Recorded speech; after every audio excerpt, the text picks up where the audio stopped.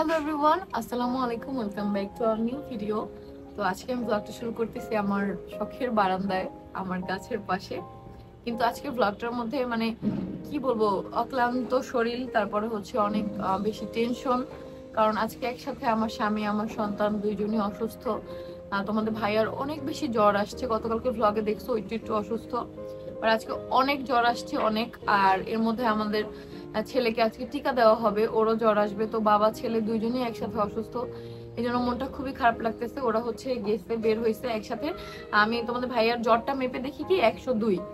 তো আমি ভাবলাম 102 পার হয়ে যাচ্ছে জ্বর, এত জ্বর, ওকে ডক্টরটা দেখানো উচিত। তো যেহেতু ওরা টিকা দিতে যাবে, এই জন্য পাঠাইছি আমি। আর আলিশা হচ্ছে বাসায়, যার জন্য আমি বাসায় ছিলাম। আর আমি এদিকে সবকিছু গোছাবো। আলিশাকে আজকে ওর দিদার বাসায় পাঠাবো হচ্ছে মারিয়াকে নিয়ে, কারণ আয়াসও অসুস্থ, যেহেতু টিকা দিবে ওর টেক কেয়ার করতে হবে। প্লাস হচ্ছে তোমাদের ভাইয়াও অসুস্থ, তারও টেক কেয়ার করতে হবে। আর সবচেয়ে বড় ব্যাপার, তোমাদের ভাইয়ার যে জ্বরটা হয়েছে এটা তো একটা ভাইরাস জ্বর। তো আমি চাই না যে, আলিশা তো এনআইসিউর, তো ওকে এইসব ভাইরাস থেকে দূরে রাখতে বলছে ডক্টর। তো ওকে এখন হচ্ছে ওই বাসায় পাঠিয়ে দিব। আর দুইটা বাচ্চা হয় কি একসাথে দুই রুমে, ওদের তো রুম একটা, আলিশা আয়াসের, ওই এক রুমে ওদের রাখা যায়। কিন্তু আজকে যেহেতু আয়াসের টিকা দেওয়া হয়েছে, আজকে ওর একটু বেশি টেক কেয়ার করতে হবে। কান্না করবে, 4 হাত পায়ে 4টা টিকা, মানে ভাবলেই মানে কলিজায় কাঁপে। আলিশার গুলো তাও দেওয়া শেষ, বাট আয়াসের তো এখনো দেওয়া। তাও আয়াসের যে মানে সুন্নাতে খাতনা করতে হবে, ওইটা টেনশন করে করে আমার মাথা ঘুরে যায় যে কিভাবে সহ্য করব। আসলে সন্তানদের ক্ষেত্রে সব মারাই মনে হয় ইমোশনাল, আমি জানি না। আজ আমি যাই নাই পর্যন্ত, যেমন আলিশাকে যখন টিকা দিছে দেখছো যে তখন তোমাদের আখিয়াপুর প্রেগনেন্ট ছিল, আমি বাধ্য হয়ে গেছি, নাহলে আমি একবারও যাইতাম না। আমি না দেখতেই পারি না, আমি তো সহ্যই করতে পারি না। আর আয়াসের কান্না তো আমি সহ্যই করতে পারি না, যে ও টিকা দেওয়ার পরে ওরে চিৎকার দিয়ে কান্না করবে, এটা আমি নিতেই পারবো না। কারণ ও যখন অনেক জোরে কান্না করে, আমার বুকে নিয়ে আমি ওকে ঠান্ডা করি বা হচ্ছে কিছু একটা করি, কারণ আমি নিতে পারি না যে এত জোরে বাচ্চারা কান্না করবে, সেটা আবার নিঃশ্বাস ফিরায় আনতে পারে না, খুব ভয় লাগে আমার, খুব টেনশন হয়। এই ব্যাপারটা আমার আগে এতটা ছিল না, এটা আলিশা এনআইসিউতে থাকার পর থেকে বাচ্চাদের প্রতি আমার সেন্সিটিভিটি আরো বেশি বাড়ছে, আমি আরো বেশি সেন্সিটিভ হয়ে গেছি।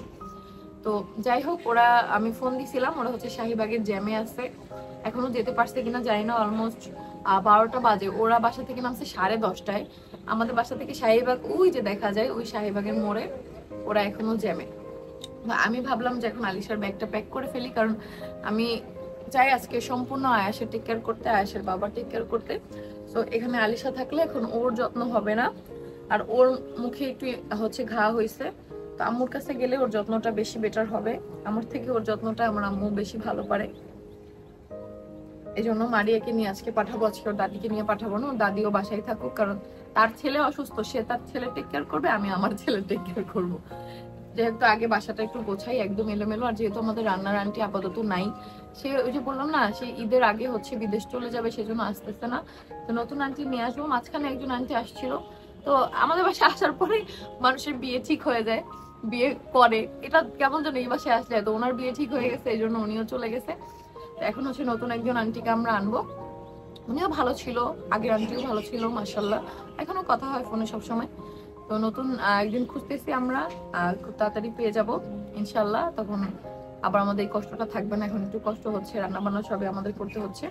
তো আমার সংসারে কাজ করতে ভালোই লাগে। চলো এখন আমরা আগে বাসাটা গোছাই। অনেকদিন পর আজকে এভাবে ব্লগ বানাচ্ছি।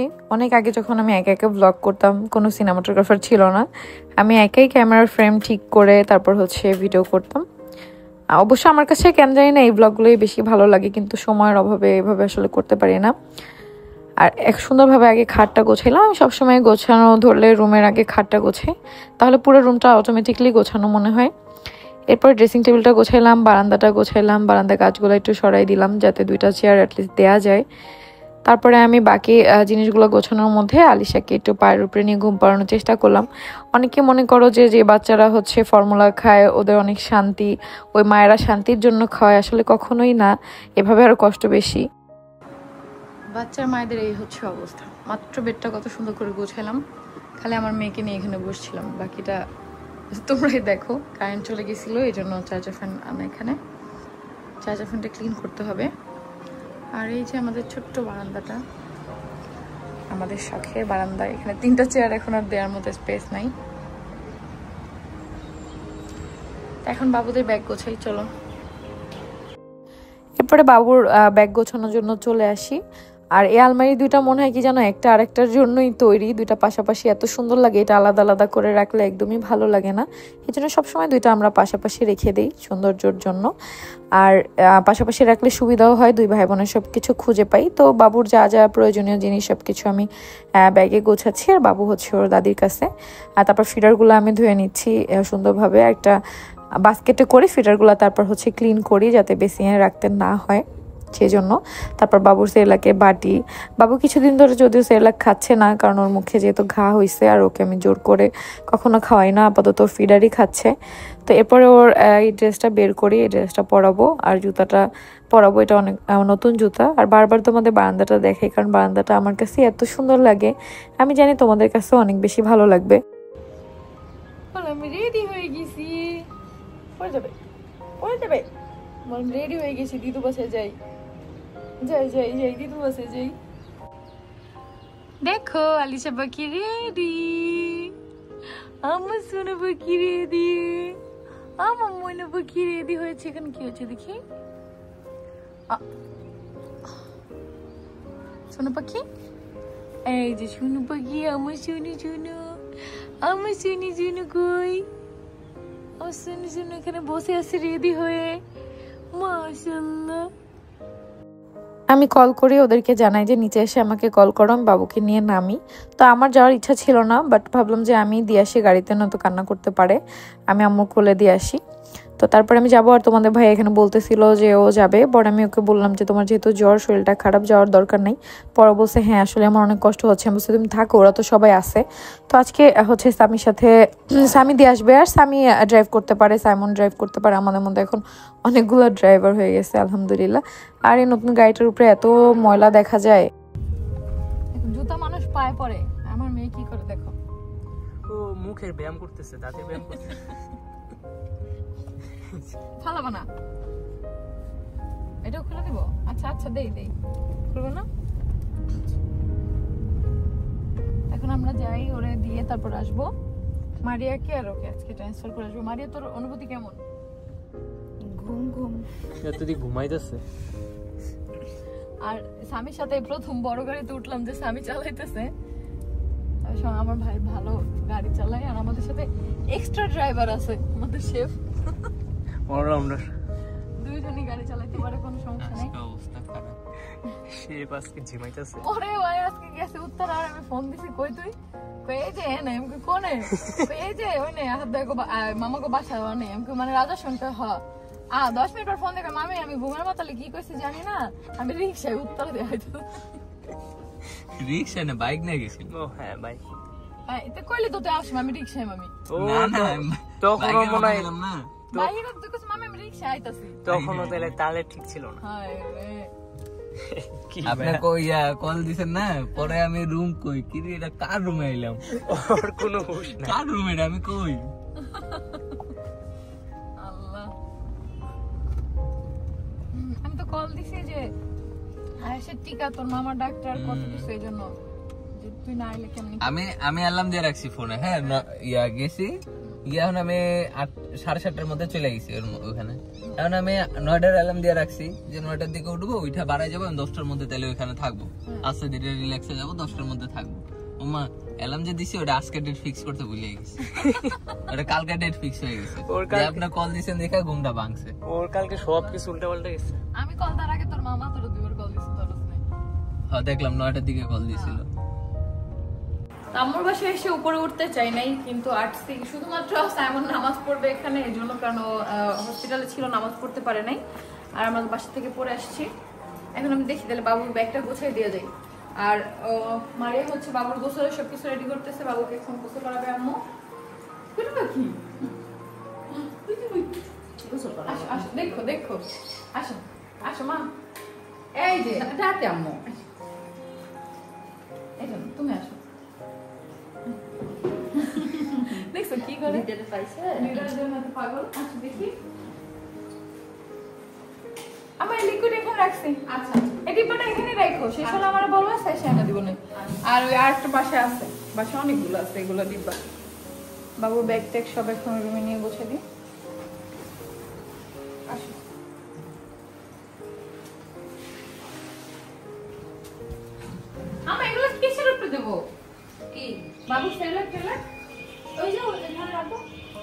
পারবা হ্যাঁ ফ্ল্যাক্স ফ্ল্যাক্স সব ফ্ল্যাক্সে পানি করা লাগবে মানে আচ্ছা ঠিক আছে মারিয়ে আরে একটা বাস্কেট নিয়ে আসলে ভালো হতো বাস্কেট আছে তো বাবা আছে? হ্যাঁ এখানে আছে নিয়ে আসলে নিয়ে এসো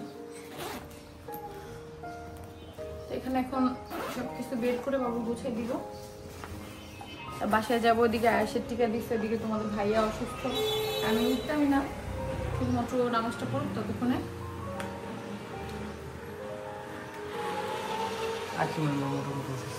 কষ্ট হচ্ছে বারান্দায় গেছি পাখিরে যা সালাম দিচ্ছেন ওকে আমার গালি দিল না সালামের উত্তর দিল বুঝলাম না আখিরও মনে হয় ঠান্ডা লাগবে মানে বাসায় এখন সবাই ঠান্ডা লাগবে যার জন্যই হচ্ছে বাবুকে এখানে দেয়া কারণ আমরা নরমাল আমরা আর হচ্ছে বাবু আলাদা বাবুকে এফেক্ট তাড়াতাড়ি করবে আলাদা ওদের রোগ প্রতিরোধ ক্ষমতা কারণ যেহেতু এনআইসি তে ছিল একটু সেনসিটিভ ডক্টরই বলছে মানে এটা যাদের আছে এনআইসি বেবি তারাই জানে যে ওদের হ্যান্ডেল করা কতটা কঠিন তো ওরা খুবই সেনসিটিভ হয় খুবই ওদের অনেক এক্সট্রা কেয়ার করতে হয় আম্মু এই টিস্যু কি ছিল আমি নিয়ে আসছি খুলবো এটা না না পরে করবে একটা খুলে আচ্ছা ঠিক আছে আর এই জামা কাপড় এইগুলো আমি নিয়ে আসছি যদি লাগে ডায়পার বললাম পাঠিয়ে দেবো আচ্ছা এই জামা কাপড় এটা আমাদের ডায়পার ডাক্তারগুলো ও ঝুড়িতেই রাখছো হ্যাঁ এই যে ফিডার রাখছি আচ্ছা আচ্ছা কি আরে বালিশ বের কর মারিয়া এই যে এটা এখানে রেখে দিতে ভালো হবে বাবুর একটা ওয়েব সেখানে থাকে তারপর হচ্ছে বাবুর দুধ আর হচ্ছে এই সেলাকে বাটি না দুধটা আমি খুলে দিয়ে দিই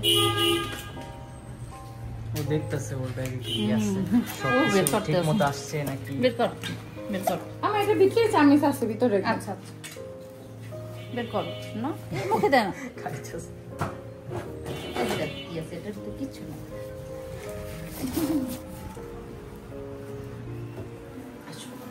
এরপর বাবুকে রেখে আমরা চলে আসি যদিও অনেক কষ্ট লাগতেছিল যে বাবুকে রেখে তারপর বাসায় যাচ্ছি তারপরেও যেতে হবে কারণ আয়াস টিকা দিবে আজকে আর দেখো ও এত অসুস্থ ছিল আজকে আয়াসের আগের বার তেমন কিছুই হয় না এবার এত জ্বর আসছে যেমন তোমাদের ভাইয়ার জ্বর আসছে ঠিক তেমন আয়াসেরও প্রচুর জ্বর আসছে আমি ওকে কোলের উপরে পায়ের উপরে নিয়ে বসে আসছি যাতে ওর কষ্টটা একটু কম হয় মানে হাত পায়ে নাড়া দিয়েই ও কান্না করে দেয় ওর হচ্ছে দুই পায়ে দুইটা টিকা দেওয়া হয়েছে তাই পাটা ধরে আর কি বসেছিলাম যাতে ওর কষ্ট কম হয় এদিকে তোমাদের ভাইয়ার মাথায় পানি দেওয়া হয়েছে বলছিলাম না আমি আগেই যে আজকে হচ্ছে দুইজন পেশেন্ট সো আলিশাকে আমরা এখানে রাখতে পারবো না আলিশাকে পাঠিয়ে দিয়ে আসলেই আলিশার জন্য অনেক ভালো হয়েছে ওর অনেক কষ্ট হয়ে যেত আর আয়াসেরও কষ্ট হয়ে যেত কারণ আমি আয়াসের কাছে এতটা সময় দিতে পারতাম না আর আয়াস কেন জানি না আমার উপর আলাদা একটা টান ও যতই কান্না করুক তোমরা এর আগে ভ্লগে দেখছো যে আমার কোলে আসলেও ঠান্ডা হয় তো এই জিনিসটা আসলে আমি চাইছি যে আজকে পুরোটা সময় আমি আয়েশকে দিব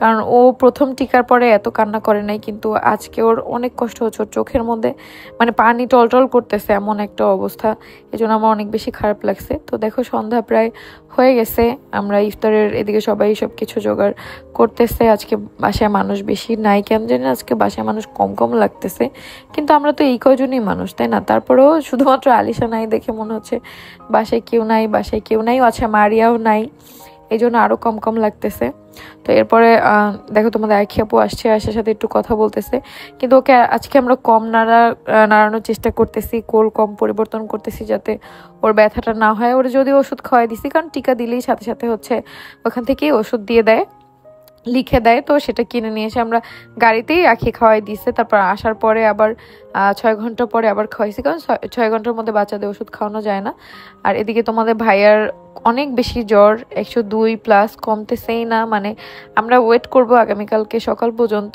যদি না কমে তাহলে ডেঙ্গু টেস্টটা করে ফেলবো কারণ ডক্টর ডেঙ্গু টেস্ট দিচ্ছে আজকেও করে নাই তো আমি থাকলে অবশ্যই করাইতাম কিন্তু যেহেতু আজকে আয়াসের টিকা দেওয়া হয়েছে আয়াসও কান্না করতেছিল তাই একবার ওরা চলে আসছে তো যদি আগামীকালকে সকাল পর্যন্ত জ্বরটা এমনই থাকে না কমে তাহলে আমরা ডেঙ্গু টেস্ট করব ওর জ্বরটা আসলে কমতেছে না তো এই যে ইফতারি রেডি করতেছে এখন আম্মা আজকে মাংস রান্না করছে রান্না করে আয়েশকে নিছে মানে আমাদের শাশুড়ি মা আর আজকে সব ইফতারি কেনা হয়েছে কারণ বানানোর টাইম একদমই আমরা পাই নাই কারণ দুইজন মানুষ অসুস্থ যেরকম বাবা সেরকম ছেলে তাই আমাদের সময়ও নাই আর এতটা এনার্জিও নাই যে এইভাবে দেবার আজকে আমারও রোজায় জানি না এই 10 রোজার মধ্যে আজকে আমার বেশি কষ্ট হয়েছে অনেক বেশি গলা শুকিয়ে গেছে, অনেক বেশি টায়ার্ড লাগছে, কারণ ভোর রাতে আমি ভাত খাইনি, সেই জন্য মনে হয় কষ্টটা আমার অনেক বেশি হয়েছে। তো সবাই মিলে আজকে হাতে হাতে কাজ করে সব কিছু ঠিক করতেছি। আর এই যে মাংস প্রায় হয়ে গেছে, যেটা আম্মা বসাই দিয়ে তারপর আয়েশকে ঘুম পাড়াইতেছে। মানে ওকে আয়েশকে যার কোলেই নেই আমরা অনেকক্ষণ করে রাখি, যাতে ওর নাড়াচাড়া কম হয়, ওর কষ্ট কম হয়। আসার পরে অনেকক্ষণ তোমাদের আখি আপু নিয়েছিল, তারপরে আমি রাখছি, তারপরে আম্মা এখন আবার নিয়ে রাখছে। এভাবেই পরিবর্তন করে করে ওকে রাখতেছি, যাতে এই তো সকালবেলা হলে যেই টাইমে টিকা দিছে ওই টাইম পর্যন্ত ব্যথাটা থাকবে, তারপর চলে যাবে। আর 15 তারিখ কিন্তু 6 মাসের পর থেকে বাচ্চা যারা আসো তাদেরকে হচ্ছে পোলিও খাওয়াবে, ছোট বাচ্চাদেরকে 6 মাস প্লাস। তো অবশ্যই তোমরা খাওয়াও। আমরাও 15 তারিখ খাওয়াইতে যাব হচ্ছে আলিশাকে। তোমরা 14 তারিখের ব্লগে প্লিজ সবাই কমেন্ট করে দিও যে 15 তারিখ আলিশার হচ্ছে পোলিও খাওয়ার দিন। কারণ এই যে তোমরা কমেন্ট করে জানাইছো 11 তারিখের ব্লগে আয়েশের টিকা, আসলেই থ্যাংক ইউ। তোমরা সবাই অনেক ভালো, অনেক দায়িত্ববান, তোমরা অনেক বেশি ভালোবাসো আমাদের ছোট্ট আয়েশকে। Thank you so much. তো এখানে এখন তোমাদের ভাইকে আমি ওষুধ খাওয়াবো। আমি দেখতেছিলাম যে কি ওষুধ কখন কখন খাবে। ওকে অনেকগুলো অ্যান্টিবায়োটিক দিছে, তারপরে ওষুধ দিছে, নর্মাল ওষুধ দিছে। তো এইগুলা খাওয়ার পরও ওর জ্বর যেহেতু কমতেছে না, তাই আমি রাতটা ওয়েট করব, সকালবেলা ডেঙ্গু টেস্ট করতে হবে। আল্লাহ ভরসা, খারাপ কিছু যাতে না হয়, তোমরা সবাই দোয়া করো। এই অসুস্থতার জন্য তোমাদের ভাইয়া রোজাও রাখতে পারে নাই, আর আমিও জোর করে নেই, কারণ আসলে নিজের শরীরটা আগে সুস্থ থাক তারপরে রোজা। কারণ ও এখন ওষুধ খেতে হবে টাইম টু টাইম, সেটা যদি না পারে আরও অসুস্থ হয়ে যাবে। তো এদিকে ইফতারি মোটামুটি সব কিছু রেডি করা শেষ। আজকে তো তেমন আমাদের কষ্ট হয় নাই, কারণ আমাদের তো ইফতারি বানাইতে হয় নাই, সেই জন্য। তো এখন ওকে ওষুধগুলো আমি দেখাই দিচ্ছি, আর সাইমন হচ্ছে খাওয়াই দিতেছে একটার পর একটা ওষুধ।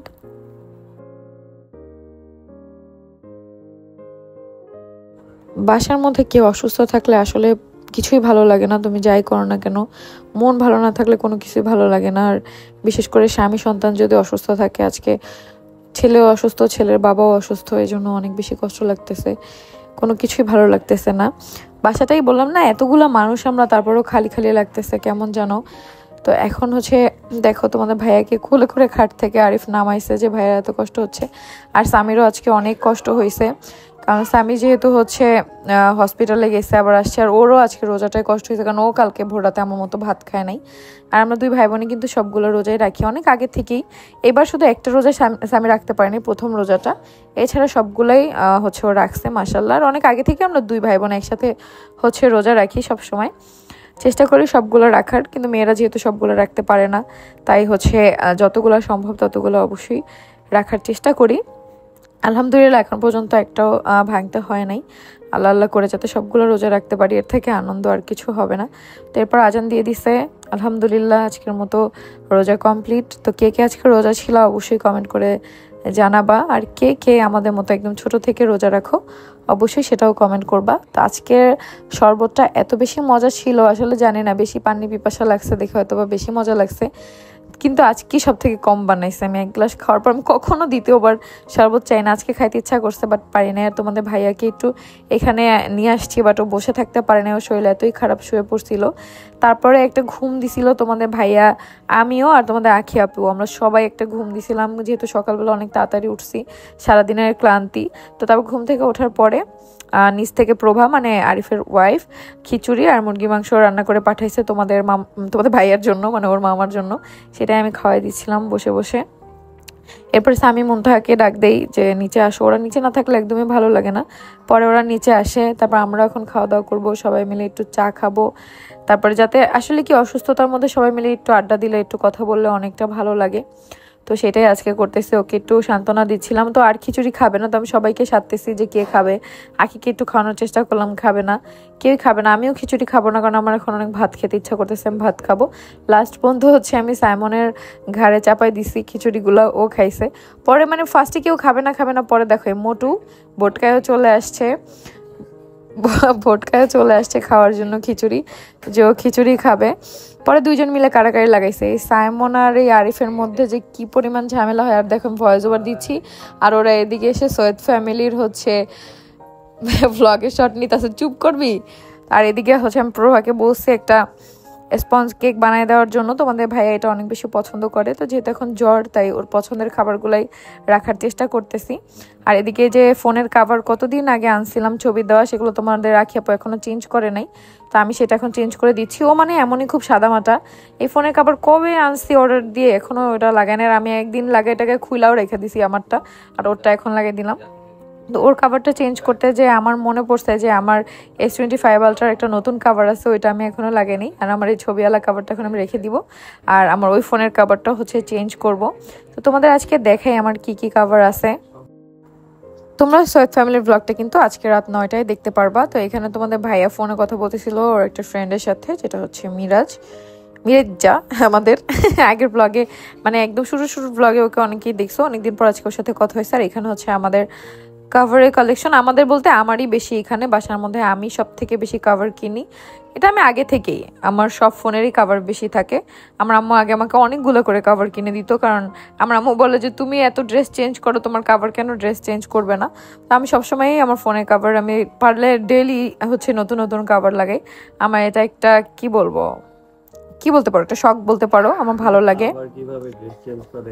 ফোন ড্রেস চেঞ্জ করে, কাভারগুলাই ওর ড্রেস, ফোনের ড্রেস।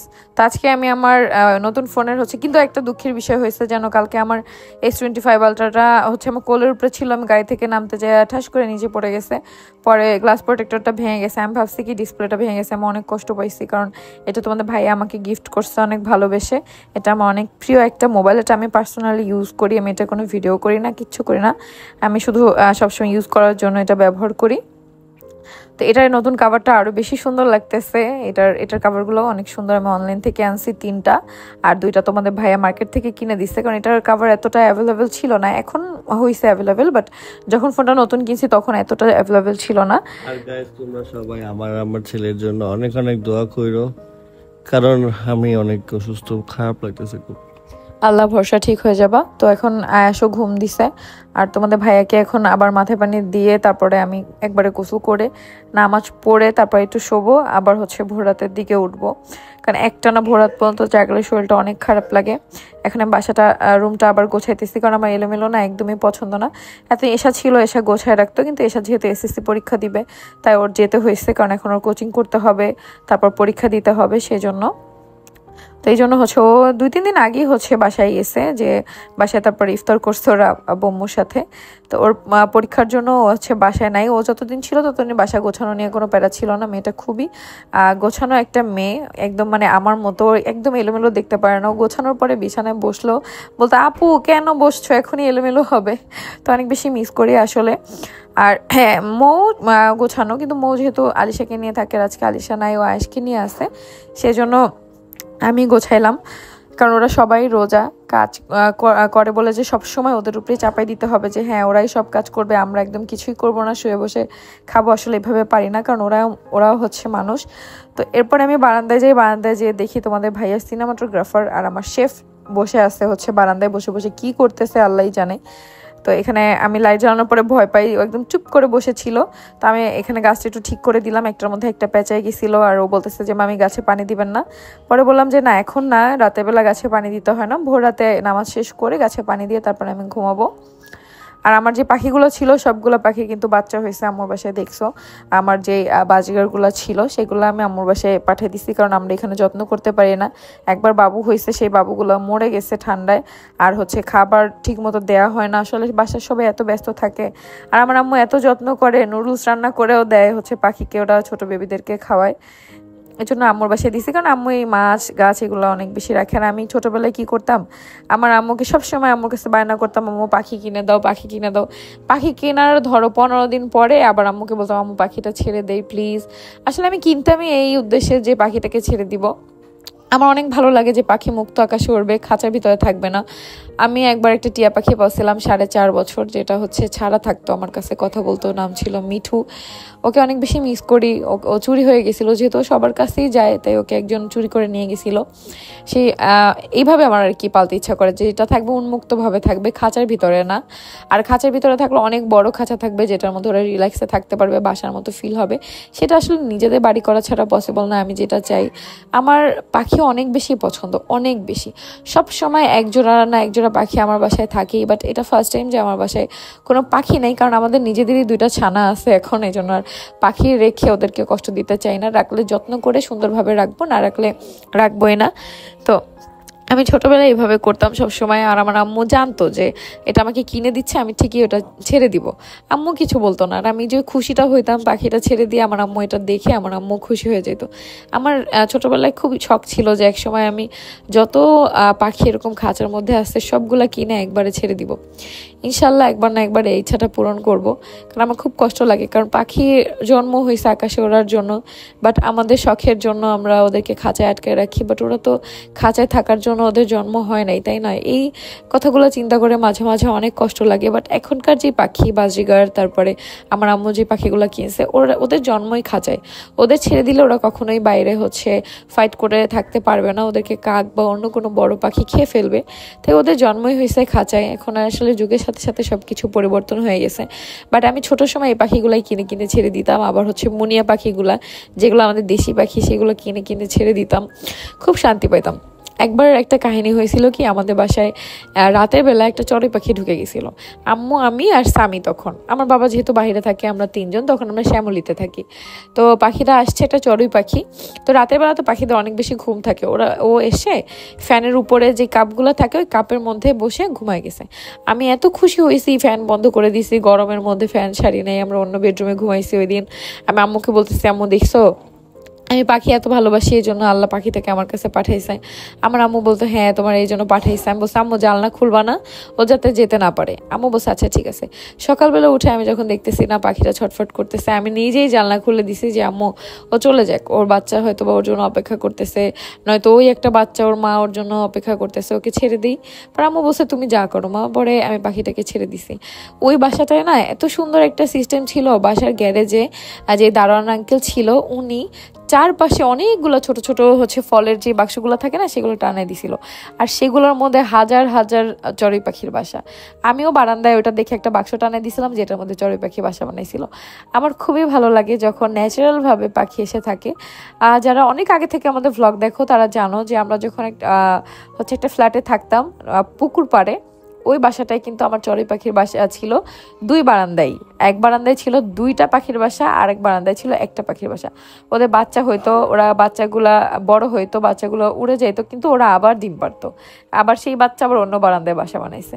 আমার যে তখন কি পরিমাণ ভালো লাগছে। এরপর যখন তোমাদের ভাইয়া জোজোকে কেনার পর পাখিগুলা চলে যায়, আমি অনেক কষ্ট পাই, অনেক অনেক বেশি, যেটা আমি বুঝাইতে পারবো না।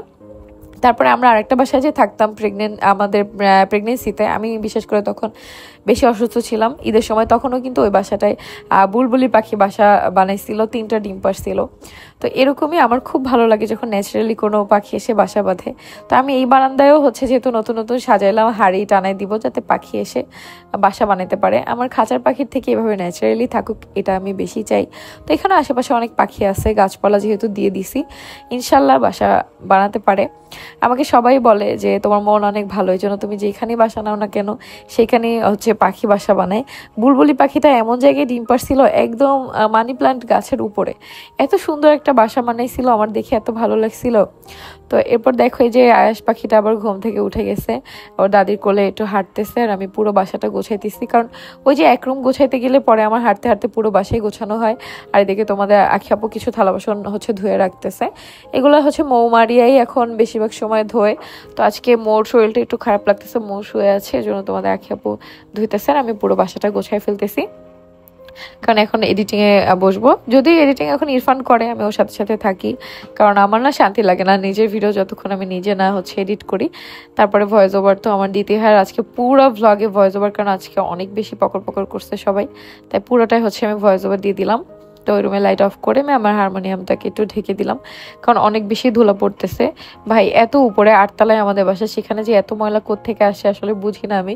তো এটা আমি ঢেকে দিয়ে উপরে এটা রাখলাম, এটার নাম কি তবলা না কি জানো, এটার নাম আমার মনে নেই, সেটা রাখছি। আর ডাইনিং টেবিলটা গোছানো শেষ, ড্রয়িং রুমটা এখন গোছাবো, তারপরে বাসাটা সম্পূর্ণ একদম ঝাড়ু দিয়ে ফেলবো।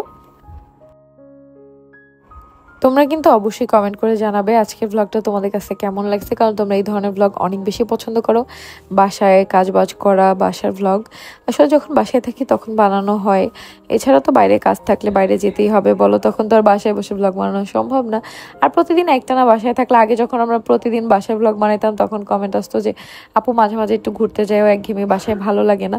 তো মিলাই দিতে হয়, সবার টেস্ট তো একরকম না। তোমরা যেহেতু আমাদেরকে ভালোবাসো, তোমাদের জন্যই আমরা ব্লগ বানাই, তাই তোমরা যেরকম পছন্দ করো সেরকমই বানানোর চেষ্টা করি। এখন আমি বাসাটা ঝাড়ু দিয়ে রাখবো। খালা যেহেতু দুপুরবেলা ঝাড়ু দিয়ে মুছে যায়, তারপরেও 1-2 বার ঝাড়ু দিতে হয়। আমাদের যে আন্টি ছিল যে পার্মানেন্ট বাসায় থাকতো, ওই আন্টির বিষয়টা আমি তোমাদেরকে বলি। সে বলছিল বাইরে চলে যাবে ঈদের আগে, এখন আবার ফোন দিয়ে বলতেছে যে মা তোমরা তো এখনো লোক নেও নাই, আমি আসতেছি।